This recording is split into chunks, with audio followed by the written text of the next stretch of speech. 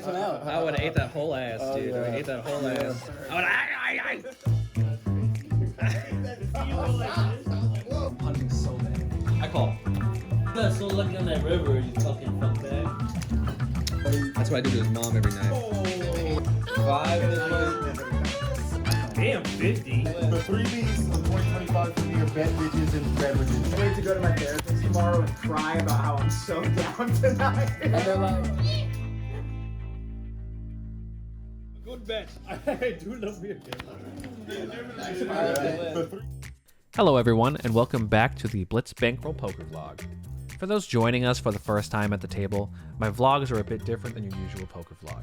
Because this is a private home game, me and my friends have a lot of hand history together, which leads to a lot of exploitative play and interesting turnarounds. This also means that if you watch the game long enough, you're probably going to learn about these characters by name. And the idea just seems kind of fun to me, so why not? As a disclaimer, we do not take rake, and we are playing penny stakes, so... However, for the sake of simplicity, all callouts and references will be referring to the game as if it were a 1-2 game. For the sake of secrecy, I cannot tell you exactly where tonight's game is taking place, but I can tell you it's taking place in one of Elon Musk's many bathtubs. For the first interesting hand of the night, we look down at Ace-10 offsuit in the early position. Josh is limped under the gun, which means he's got something that he wants to play with, but it's probably not very good. As is standard procedure, I opened at $10. It folds around to Chase in the big blind, who makes the call. Josh makes the call as well. Excellent. The only people who have called have put me in position. We go 3 ways to a flop of Ace-2 King with 2 diamonds.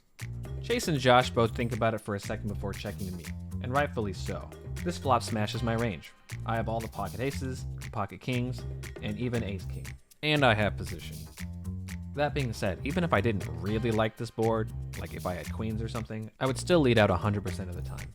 Because my opponents didn't raise, even if they did hit this board, it's likely that their aces or their kings are pretty weak. The only thing I probably credibly lose to right now is pocket twos. So I lead out for $20, targeting any weak ace and at the same time making sure the diamond draw isn't too cheap. Chase folds, and Josh makes the call. The turn comes and it is a 4 of clubs. Josh once again checks to me.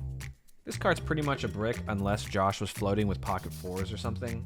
This card is also really safe if he has an ace, and if he's got a diamond draw or an ace, this 4 doesn't really do anything, which means he can't really fold. So I decide to target that range and charge him again. I throw $60 into the mix hoping he has an ace, but unfortunately after a bit of tanking he does fold. Some time passes and we lose a couple of small pots. In this hand, Chase opens to $10 under the gun and we look down at Queen 10 offsuit in the button. As I said in the first vlog, Chase is a 2-5 player and probably the most studied player at the table. And while I think that a call here is fine, there's a whole lot of action behind and I know this table is pretty call heavy. I'd rather go heads up with Chase in position than go like 4 or 5 ways, miss the flop and then have to fold. So I decide to get a little out of line and 3-bet to $40. If Chase raises me again, then we can just fold, but if he calls, we start the flop as the aggressor and in position. Marcus in the big blind and Sko in the straddle call, but surprisingly Chase folds. Maybe he was raising a bit light, or maybe he just didn't want to play out of position. Anyway, he folds. There's about 130 in the pot and we go to a flop of 5-4-2 with 2 spades. Marcus and Sko both check to me. While this flop is pretty bad for my range, it's also so low that most of the time the other 2 will probably miss it as well. I don't have anything on this board, but if there's ever a time to start repping overpairs, this is probably it. I lead out small for $40, which is what I would do if I had like any overpair really. Given this board, I don't actually expect any ace highs or even king highs to fold a lot of the time here, but this is a multi-street bluff. If the turn is clean, I plan on bombing it with a big bet, which will fold out all the high card floats and put a lot of pressure on hands like ace-5 suited. The turn is a beautiful 10 of clubs, turning our bluff into top pair. This card is also great, because any pocket pair that was holding on the flop, like 6s, 7s, or 8s, now falls behind. Our bluff now becomes value, and as I'm rating my chips to bet again, Sko decides that he likes this card, and leads out this time, for $95. Bro, to be honest, this bet actually confuses the crap out of me. Maybe he's trying to set his own price with a flush draw, or maybe he just has pocket 10s? Which is highly unlikely, because I have a 10. I think about the idea of maybe him having a 10 as well, like Jack 10 being overplayed, or King 10, or Ace 10. But I think if he had those, he wouldn't lead out, considering the fact that I'm repping all the overpairs.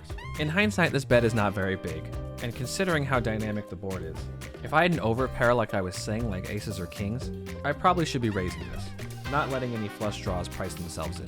This time, I tank for a bit, and eventually I do make the call, with the justification in my head that I should let him keep his bluffs in if the river bricks out. Marcus folds, and we go heads up to a river. Which, might I add, is a disgusting card in the deck. It is the Ace of Spades. It's literally the worst card, and I am ready to check, but Sko does not let me. He jams all in for the rest of his stack, for about 380 into 440. My brain rapidly begins to melt. Obviously, the flush gets there, but even combo draws like 6-7 of spades or any suited ace now beats me. I just don't see Sko having a lot of bluffs here. I guess this is a poetic way of punishing me for raising light pre-flop, but at this point I'm just not beating a whole lot. So I end up making the fold, and he flips over pocket nines. Ugh.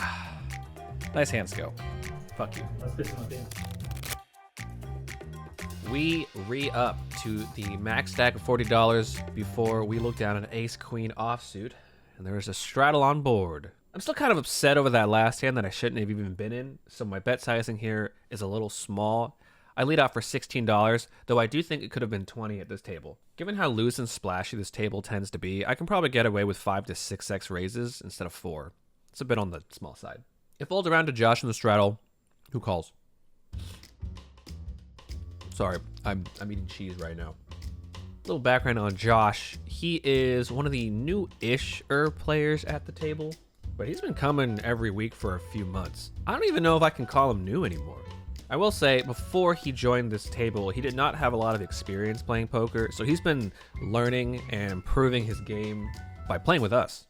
Josh also really likes to donk bet, so when a flop comes out with an ace, I'm not surprised. He bet $16, which is about half pot, and I just make the call.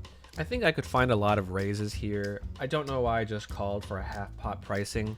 At the time, I was thinking that maybe Josh could have ace 10, which would cause him to lead out, but that's literally one hand that we're losing to, and we pretty much beat every other hand, except a set of 4s. Also, we are heads up, so Josh will often lead out with pretty much any decent hand. Oftentimes, he's going to hit the board with a weak ace, but many of those times it's going to be good. I have hands like queen 10, queen jack, king queen, pocket eights, a lot of hands that I have that miss. So it makes sense from his point of view to get the money in. And if I did raise, I think it'd be very hard for him to fold to one bet. The turn is the king of spades. Now this board should certainly be good for me, right? But again, Josh leads out for $30. You see what happens when you don't raise on the flop? You get put in this weird position where when they lead out on a card that's good for you, they look really strong. But you haven't capped them because you don't know what happens when they raise half pot. In hindsight, Josh did a really good job of keeping me in that weird middle ground where a lot of worse hands that I might have would still call, and my stronger hands like ace queen would raise. But it's hard to play around someone who only pretends to know what they're doing. So I make the call. The river is the 6 of hearts. Doesn't really do anything unless he had ace 6 somehow and just binked 2 pair. Now current me is like, you obviously have the best hand, but past me was afraid. Realistically, ace 6 probably wouldn't be barreling all 3 streets. The only hands we realistically lose to here are ace 10, ace 4, and pocket 4s. But a weak ace would not barrel all 3 streets. He throws out $75. We should raise! But I just call. Maybe we should start calling this episode Exploiting Me. Anyway, I flip over the very obvious winner and we scoop this tiny pot.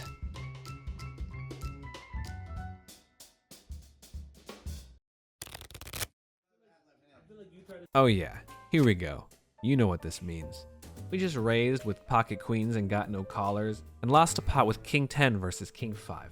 Give me a nice, responsible palate cleanser. I race to 10 in early position and it folds all the way around to Josh. Will nobody fight me? Josh is sus, and he makes the call. The flop comes 7-6-4 with 2 clubs and a spade. Poker is a game of skill. I'm locked in. I have a 7. I basically have the nuts in my mind. I lead out for $20 and Josh just folds. I turn it over so everyone can see, hey, I'm just a silly guy. Not a whole lot of other interesting hands tonight. I haven't been playing particularly well. I'm not getting called very often when I have it, and I'm kind of losing small pot after small pot. That being said, the last interesting hand of the night is a double board PLO bomb pot. We look down at 3 king 3 5 with 2 diamonds. We've been playing for a while now, so it's only 6-handed. There's $60 in the pot, and we go to a flop 9 5 2 with 2 diamonds on the top board and 4 4 6 with 2 diamonds on the bottom board. We don't have anything, but it's very likely that our hand could be big and strong someday. We have outs to the second nut flush on both boards and an open-ended flush draw on the bottom board. When it checks to me, it's time we start putting money in this pot. I bet $45. And when you know it, everybody folds. You see what I'm dealing with here? Not a whole lot of hands tonight, a bunch of small pots. Ended up making about half a buy-in.